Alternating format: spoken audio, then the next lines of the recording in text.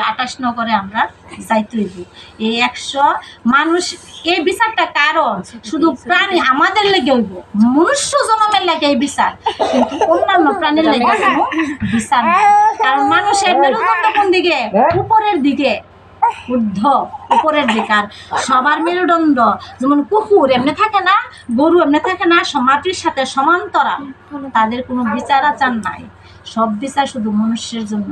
তাই মনুষ্য দুর্লভ জন্ম পায়া যদি গোবিন্দ হেলায় আলিস্য দিন কাটাও আর বিনা ইয়াতে গোবিন্দরে না বুঝা কথার আলাফুলি আলোচনা করো বা পর সমালোচনা করো, ওই তাদের জন্য ওই 28 নগরের জন্য একটা রাস্তা খুলে গেছে গোবিন্দ।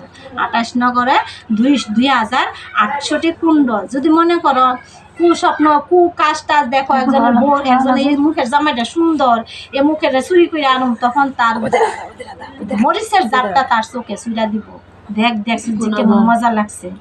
আর ওই যে মিশা কথা কই যে আমি আজকে তোমার কাছে বালা সাজনের লেগে মিশা কথা কই, জিব্বার লাল হয়েছে, মাছ মাংস ইচ্ছা মতো খাইলাম ওই গোবিন্দরে কিছু দিলাম, ওই তার লাগা বড়া করা এরা তো সেদিন আমি তো খাইতেছি, আমি তো কইতেছি আমি তো কইতেছি, আমারটা তো আমি স্বীকার করতেছি, তোরা তো কইতেছি না পাপি, তোরা কোন ফোন নেবা, তোরা লাগে বই কোনটা নগর, আমার লাগে 28 নগর। তখন ওই বড় করার মধ্যে তেল চাল দিয়া জিব্বা সাইরা দিব, যা জিব্বা সামলা হনে, তখন দেখ কেমন মজা লাগে।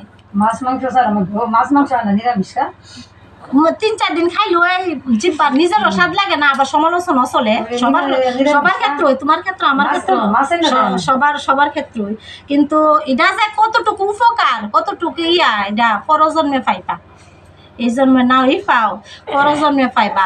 তুমি যে এই জন্মে কি করলা না করলা, তোমার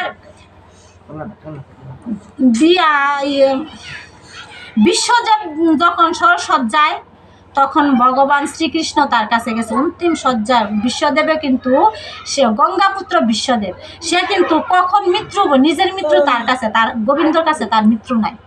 তখন অন্তিম সময়ে সরসজ্জা অবস্থা, তার শরীরে কত সহস্র তীর বিদ্ধ না, বিশ্বদেবের শরীরে সহস্র তীর বিদ্ধ। তখন অন্তিম সজ্জায় বিশ্বদেব, গঙ্গাপুত্র বিশ্বদেবের কাছে গোবিন্দ গেছে গিয়া, তখন বিশ্বদেব চোখ দিকে অধরে জল ধারায়া পড়তাছে। তখন কইতাছে বিশ্বদেব, কইতাছে হে অনাদির আদি গোবিন্দ, আমার 100 জন্মের কথা মনে আছে, আমি তো 100 জন্মের মধ্যে কোনো পাপ করছি না। 100 জন্ম, আমরা 1 জন্মের কথা মনে আছে না, আজকের কথাটা কালকেই মন থাকে না, আজকে যে পাপ করছি কালকে আমার এই কথাটা মন থাকে না। আর 100 জন্মের কথা বিশ্বদেবের মন আছে। সেসব আমরা পাপ করলে কই গঙ্গাত হাজার পাপ করি, কই গঙ্গাত গিয়া ডুব দিয়ালাম, আমার পাপ যাইব গা, কোনো কাম হবে না, তা বৃথা। গঙ্গাপুত্র বিশ্ব তারই পাপ মোচন হয়েছে না, গঙ্গাপুত্র বিশ্ব সে গঙ্গার গর্ভে জন্মছে, তারই পাপ মোচন হয়েছে না। আর আমার আর তোমার পাপ মোচন, তোমরা যদি মনে করো যে হরিপুর গঙ্গার গিয়া পাপ মোচন হবো, যাও, অসুবিধা কি, যাও, পাপ মোচন হবে। ও তখন প্রশ্ন করছে, হে অনাদির আদি গোবিন্দ, হে কৃষ্ণ, হে পিতামহ, আমার তো 100 জন্মের কথা মনে আছে যে আমি 100 জন্ম পর্যন্ত কোনো পাপ করছি না, তাইলে আমার কেন এরকম কষ্ট আজকে? তখন বিশ্বদেব 54 দিন এই তীরবিদ্ধ অবস্থায়, 54, একদিন 2 দিন নাই, 54 দিন তীরবিদ্ধ অবস্থায় সরসজ্জায় সে মৃত্যুর সাথে পাঞ্জা লড়ছে।